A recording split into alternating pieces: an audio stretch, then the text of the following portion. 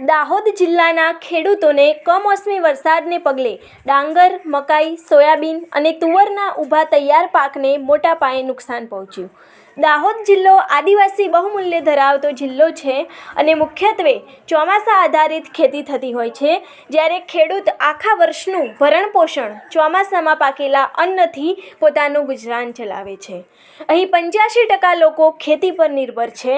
દાહોદ જિલ્લાના ખેડૂતોને કમોસમી વરસાદને પગલે ડાંગર, મકાઈ, સોયાબીન અને તુવરના ઊભા તૈયાર પાકને મોટા પાયે નુકસાન થયું છે। જિલ્લામાં ડાંગરની ખેતી ખેડૂતોએ મોટા પ્રમાણમાં કરી છે, સાથે મકાઈ, સોયાબીન અને તુવરની ખેતી પણ મોટા પ્રમાણમાં કરવામાં આવી છે।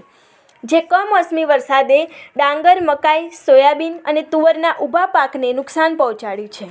ડાંગરનો તૈયાર પાક હતો પણ અને કમોસમી વરસાદને કારણે ડાંગરનો ઊભો પાક પડી જવાને કારણે થયેલ પાકને નુકસાન પહોંચ્યું છે। હવે ભર શિયાળે કમોસમી વરસાદ અને વાવાઝોડા સાથે આવતા ડાંગરની ખેતી બગડી છે, ત્યારે હવે ખેડૂતો લાચાર બની સરકાર પાસે સહાયની માંગ કરી રહ્યા છે। કમોસમી વરસાદ થવાથી ડાંગર ને સોયાબીનને બહુ નુકસાન થયું છે। ને જુઓ તમે આ હે ને આ બધું હળી ગયું છે, જેટલું લેવાય એટલું લઈએ, પણ શું લે, પાણી છે અતિ છે એટલે બધું ઉગી ગયું છે પાણીમાં સાહેબ। એટલે કંઈ ઘાસે નહીં કામ લાગે એવું ને હાળે નથી કામ લાગે એવું, બધું ઉગી નીકળ્યું છે।